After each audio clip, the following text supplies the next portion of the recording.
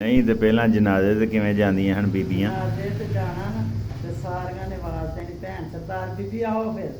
ते अग्गे अग्गे उन्हें आना तहमत भी आना ते पिछे पिछे तहमत पा के सारियां तहमत तो बदले होंदे सन ते अग्गे अग्गे माते होना भैन सरदार बीबी अग्गे लगो ते पिछे पिछे सारियां जनानियां होनियां ते 8-10 पिंडां च पैदल ही टुर जांदे हैं। सारे बैग पर पैदल टुर जाते हैं। अच्छा दरियाओं पार हाँ अच्छा बेड़ी तक पैदल जान हाँ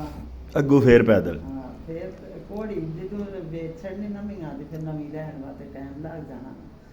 ते फिर ते जदों घोड़ी होना ते बेजी होरां घोड़ी बह के कल्लम कल्लिया घोड़ी ते इत्थों बहना ने घरों बेलगों ते उत्थे जा बेली खलारनी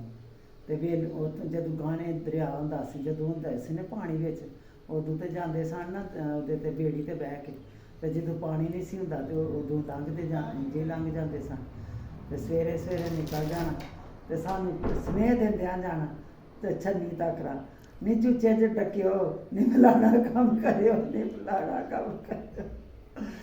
ते आपी नहीं ते घोड़ी आप चलाते हैं भजांदे के टुरदी जांदी ही घोड़ी नहीं सही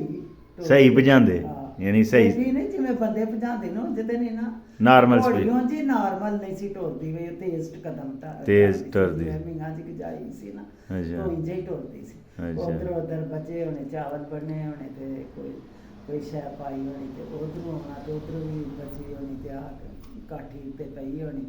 ते घोड़ी नूं रात नूं बन्नण लगना उन्हें ना ते भाऽ दे हत्थों छड़ा लैनी घोड़ी नसदा उन्हें पिंड आ जाओ पिंड वापस आई हाँ ते ओह फिर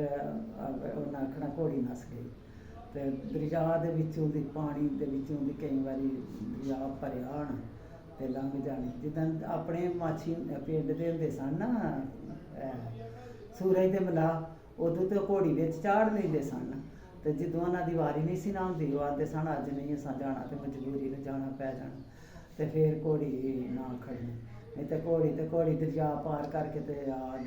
खलोना वेली